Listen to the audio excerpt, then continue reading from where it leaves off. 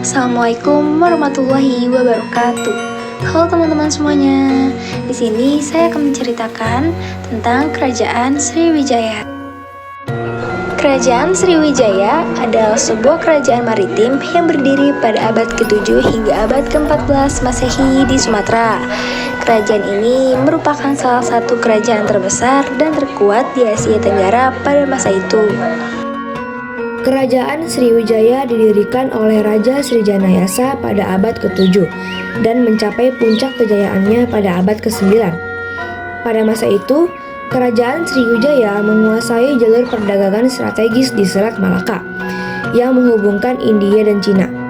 Kerajaan ini juga memiliki armada laut yang kuat dan menjadi pusat perdagangan dan pelayaran di Asia Tenggara. Kerajaan Sriwijaya dikenal sebagai kerajaan yang maju dan berbudaya tinggi. Mereka memiliki sistem pemerintahan yang terorganisir, sistem ekonomi yang maju, dan memiliki hubungan diplomatik dengan kerajaan-kerajaan lain di Asia Tenggara. Kerajaan Sriwijaya juga dikenal sebagai pusat penyebaran agama Buddha di Asia Tenggara. Mereka memiliki banyak kuil dan biara Buddha yang megah dan menjadi tempat ziarah bagi umat Buddha dari seluruh Asia Tenggara. Namun, Kerajaan Sriwijaya juga mengalami kemunduran pada abad ke-11 setelah diserang oleh Kerajaan Chola dari India Selatan.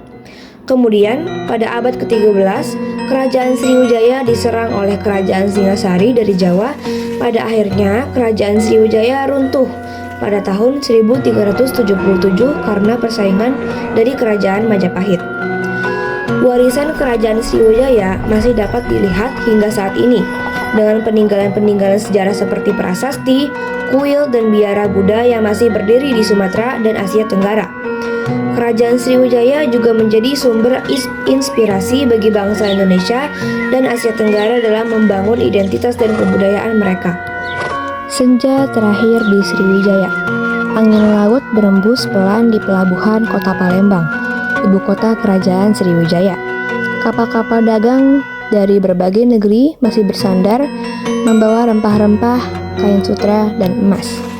Namun, di balik kemegahan itu, bayangan perang mulai menyelimuti kerajaan maritim terbesar di Asia Tenggara ini. Serangan dari tanah Barata tahun 1025 Masehi. Malam itu, Raja Sanggrama Wijayatunggawarman berdiri di balkon istananya, menatap langit yang dipenuhi bintang. Namun, ketenangan malam itu tak berlangsung lama. Seorang utusan berlari tergesa-gesa ke dalam istana, wajahnya pucat. Paduka, pasukan dari kerajaan Chola telah tiba di pesisir. Mereka menyerang pelabuhan kita, kata sang raja membelalak. Ia sudah mendengar kabar tentang Raja Rajendra Chola dari India Selatan, seorang penguasa yang haus akan kejayaan. Tanpa ragu, ia memerintahkan pasukannya bersiap. Namun, pasukan Chola terlalu kuat dengan kapal-kapal perangnya yang besar. Mereka menghancurkan armada Sriwijaya dan menyerang ibu kota. Dalam pertempuran sengit itu, Raja Sanggrama tertangkap dibawa ke negeri Chola sebagai tawanan.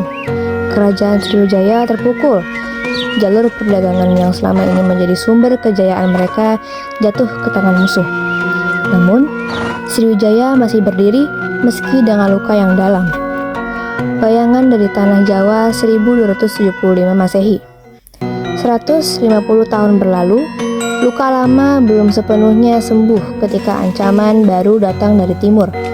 Kerajaan Singasari di bawah pimpinan Raja Kertanegara mengirimkan ekspedisi Pamalayu. Kapal-kapal perang dari Jawa tiba di perairan Melayu dengan tujuan yang jelas, melemahkan kekuatan Sriwijaya. Kertanegara ingin menguasai jalur perdagangan dan menyatukan Nusantara. Pasukan Singasari bergerak cepat, menaklukkan beberapa wilayah Sriwijaya. Di dalam istana, para penasihat kerajaan berdiskusi dengan cemas. Sriwijaya tidak bisa lagi mengandalkan kekuatan lautnya seperti dulu, ujar seorang menteri. Kita harus bertahan, meskipun dengan segala keterbatasan, sahut yang lain. Namun, kekuatan Sriwijaya semakin melemah. Wilayah demi wilayah jatuh ke tangan Singasari. Serangan terakhir dari Majapahit tahun 1377 Masehi. Hampir setahun lalu kemudian, ancaman terbesar datang. Kali ini dari Majapahit, kerajaan yang sedang berada di puncak kejayaan di bawah pemerintahan Hayam Wuruk dan patihnya Gajah Mada. Pasukan Majapahit berlayar menuju Sumatera dengan satu tujuan, menaklukkan Sriwijaya selamanya. Pasukan Sriwijaya yang tersisa mencoba bertahan, tetapi kekuatan mereka tak lagi seperti dulu. Dalam waktu singkat, kota-kota penting jatuh, termasuk Palembang. Malam itu, langit Sriwijaya dipenuhi asap dan api. Seorang panglima Sriwijaya yang tersisa berbisik kepada prajuritnya, "Sriwijaya boleh runtuh, tapi nama kita akan selalu dikenang." Ia lalu berlari ke medan perang, menghadapi musuh dengan gagah berani. Akhir sebuah kejayaan, Sriwijaya yang selama berabad-abad menjadi pusat perdagangan dan penyebaran agama Buddha di Asia Tenggara, akhirnya runtuh. Namun, jejaknya tetap hidup. Prasasti, candi, dan cerita tentang kejayaannya terus diwariskan dari generasi ke generasi. Ketepian Sungai Musi, seorang penduduk tua bercerita kepada cucunya tentang kejayaan Sriwijaya. Dulu, negeri ini adalah pusat dunia. Katanya, matanya menerawang ke arah air sungai yang mengalir tenang. Cucunya mendengarkan dengan kagum, membayangkan kapal-kapal besar berlayar di sungai itu, membawa harta dari seluruh penjuru dunia. Sriwijaya mungkin telah tiada, tetapi namanya tetap abadi dalam sejarah. Sriwijaya dalam bara. Langit Palembang berwarna jingga keemasan saat matahari perlahan tenggelam di cakrawala. Dari kejauhan, ombak sungai Musi berkilauan terkena pantulan cahaya senja. Di pelabuhan, para pedagang masih sibuk menata barang-barang dagangan mereka. Sementara di istana, Raja Sanggrama Wijayatunggawarman duduk di singgasananya. Matanya tajam menatap peta kerajaan. Seorang prajurit tiba-tiba berlari masuk ke aula istana, nafasnya tersengal. "Panduka!" Kapal-kapal asing muncul di cakrawala. Mereka datang dengan panji-panji berwarna merah dan emas. Sang raja bangkit dari duduknya. "Kola?" gumamnya pelan, tangannya mengepal. Ia sudah lama mendengar kabar tentang kekuatan kerajaan dari tanah Barata itu. Namun, ia tak menyangka mereka akan menyerang secepat itu. Malam itu, api pertempuran menyala di perairan Sriwijaya. Kapal-kapal perang Kola membombardir pelabuhan, sementara pasukan kerajaan berusaha bertahan sebisa mungkin. Darah bercampur dengan air laut, jeritan pertempuran menggema di udara. Sanggrama Wijayatunggawarman berdiri di menara istana. Melihat pasukannya yang semakin terdesak, seorang penasihat mendekatinya dengan wajah penuh kekhawatiran. "Paduka, kita harus mundur. Mereka terlalu kuat." Sang raja menarik napas dalam. "Tidak, Sriwijaya tidak akan tunduk dengan mudah." Namun, takdir berkata lain. Pasukan Kola berhasil menerobos pertahanan terakhir. Sang Raja Sangrama tertangkap, dibawa sebagai tawanan ke negeri jauh. Sriwijaya kehilangan cahayanya. 100 tahun berlalu, panasnya matahari siang menyengat di perairan sekitar Pulau Sumatera. Di kejauhan, kapal-kapal perang Majapahit bergerak mendekat. Barisan perahunya tampak seperti ular raksasa yang siap menerkam mangsa.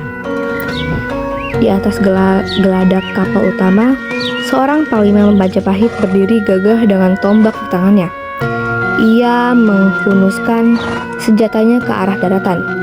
Hari ini Sriwijaya akan menjadi bagian dari Majapahit. Demi sumpah Gajah Mada, kita tidak akan mundur.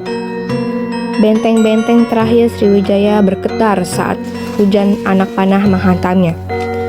Pasukan yang tersisa berusaha mempertahankan ibu kota, tetapi mereka kalah jumlah. Dalam hitungan hari, sisa kerajaan Sriwijaya musnah di bawah panji Majapahit. Di tengah keruntuhan istana yang terbakar, seorang Panglima Sriwijaya telah terluka. Tersenyum pahit, Sriwijaya boleh hancur, tetapi namanya akan selalu hidup dalam ingatan dunia. Di tepi Sungai Musi, seorang anak kecil memandang ke arah air yang mengalir tenang, mendengarkan cerita neneknya tentang kejayaan masa lalu. Dulu, nenek adalah pusat dunia. Dulu, ini adalah pusat dunia, bisik sang nenek. Matanya menerawang jauh. Di angin yang menghembus, seakan terdengar bisikan para leluhur. Sriwijaya boleh runtuh, tapi suaranya akan selalu bergema dalam sejarah.